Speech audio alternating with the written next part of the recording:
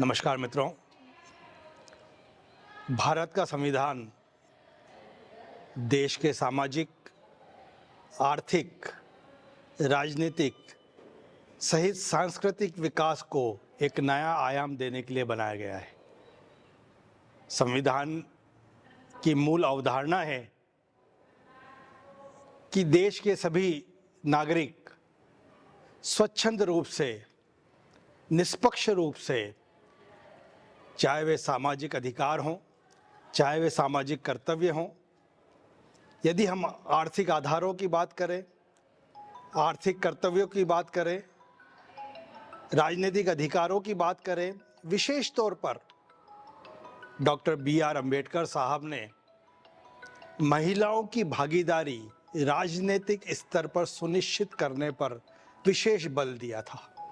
साथ ही सांस्कृतिक रूप से किसी तरह के भेदभाव के वे पक्षधर नहीं थे और उनका यह कहना था कि देश में सांस्कृतिक एकता से सांस्कृतिक राष्ट्रवाद की स्थापना हम सबको मिलकर करनी होगी ताकि यह देश प्रगति के पथ पर, देश विकास के पथ पर आगे बढ़ सके। स्वतंत्रता की बात करते हैं देश की, तो सर्वप्रथम जो प्रश्न हमारे मन में आता है वह प्रश्न है कि ऐसे क्या कारण हैं कि जिससे देश हमारा परतंत्र हो गया। ऐसे कौन कौन से फैक्टर्स हैं, ऐसे कौन कौन से जवाबदेही कारण हैं। यदि एक एक करके जब हम कारणों पर प्रकाश डालते हैं तो ये समझ में आता है देश के प्रति गद्दारी, देश के प्रति समर्पण की जो भावना एक व्यक्ति में होना चाहिए या व्यक्तियों के समूह में जो समर्पण की भावना होनी चाहिए, देश से जो लगाव होना चाहिए, देश के प्रति जो मर मिटने की भावना होनी चाहिए, देश के प्रति जो परोपकार की भावना होना चाहिए, देश के प्रति कर्तव्य निर्वहन की जो भावना होनी चाहिए, वह जो है कहीं ना कहीं उसमें कमी थी। और उसका जो है भरपूर लाभ मुग़लों ने भी उठाया, अंग्रेज़ों ने भी उठाया।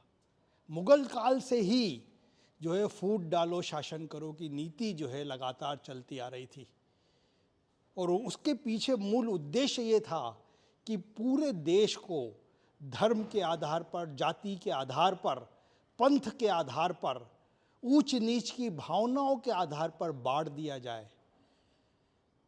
लोगों में ऐसी भावना का विकास हो ताकि वे एक दूसरे से नफरत करें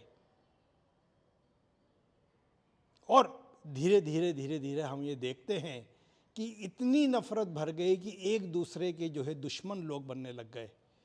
अपने लोग, हमारे ही देश के लोग हमारे ही देश के लोगों के दुश्मन बन गए और इसका भरपूर फ़ायदा जो है मुग़लों ने भी उठाया और इसका भरपूर फ़ायदा आगे चलकर अंग्रेज़ों ने भी उठाया।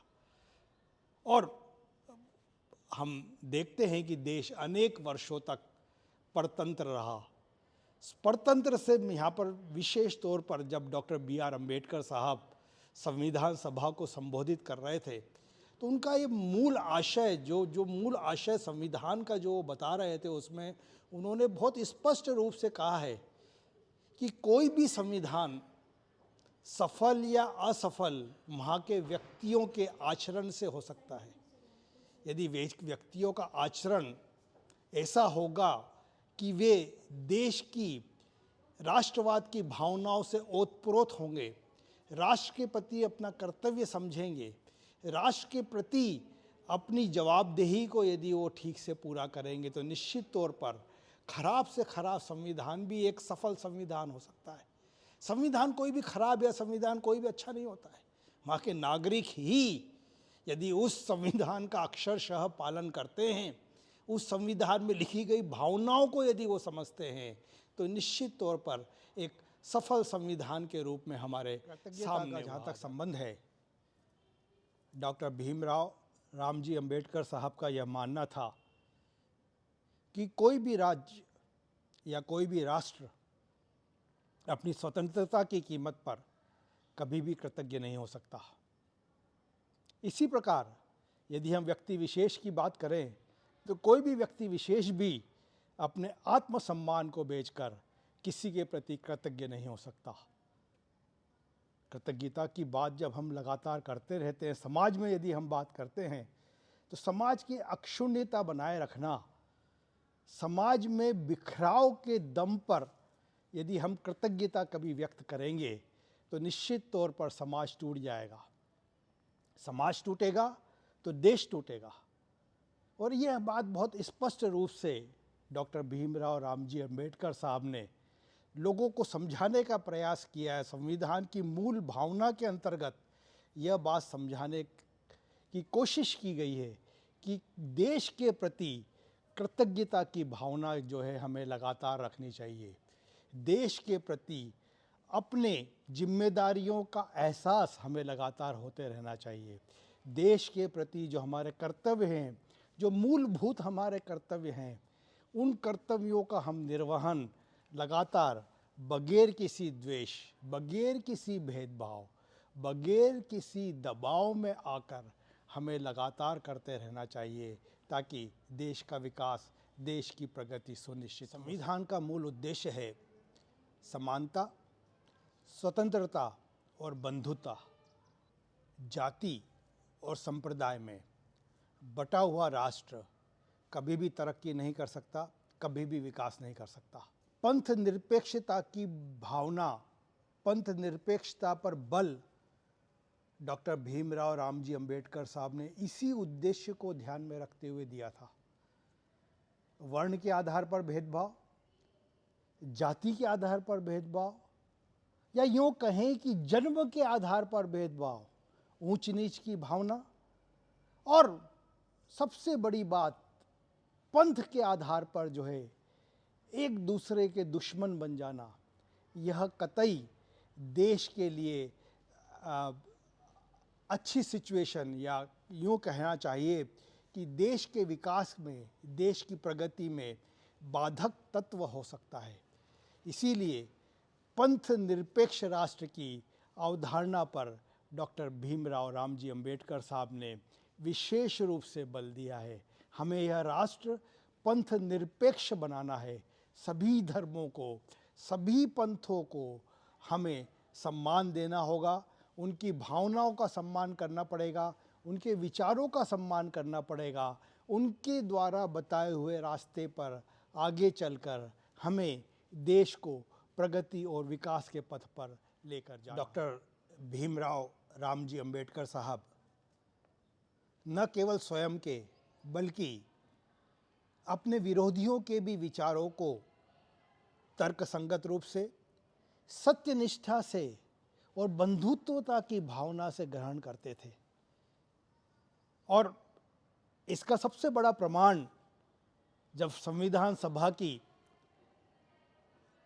अंतिम रूप से जब वो उसको संबोधित कर रहे थे तो विशेषकर उन्होंने दो ऐसे शख्सों का उसमें उल्लेख किया, प्रोफेसर सक्सेना साहब और पीएस देशमुख साहब, जिन्होंने अपने तर्कों के माध्यम से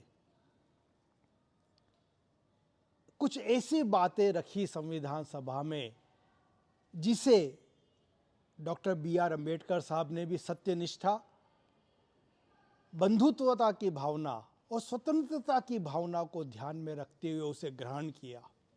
और वो ये सब मानते थे।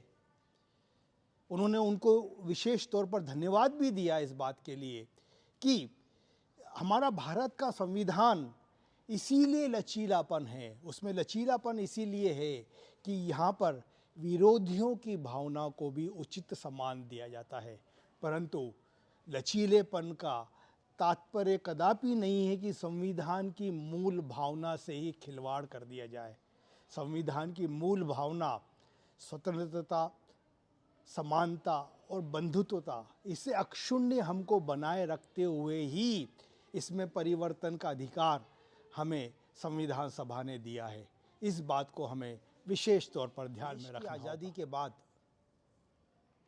देश में जगह जगह उपज रहे श्रमिक असंतोष के प्रति उनकी भावना को यदि मैं अभिव्यक्त करना चाहूँ तो यह बात उन्होंने बहुत विशेष तौर पर देश के श्रमिक भाइयों को संबोधित करते हुए कही थी कि आज़ादी के पूर्व हम कुछ ऐसे हथियारों का प्रयोग करते, हथियारों से तात्पर्य ये है यहाँ पर कि हड़ताल कर देना, काम बंद हड़ताल कर देना, कुछ ऐसे ऐसे नारों का उपयोग करते थे हम, जिससे हम अंग्रेजों को हमारे देश को अंग्रेजों से मुक्त कर पाएँ, अंग्रेजी नीतियों से मुक्त कर पाएँ।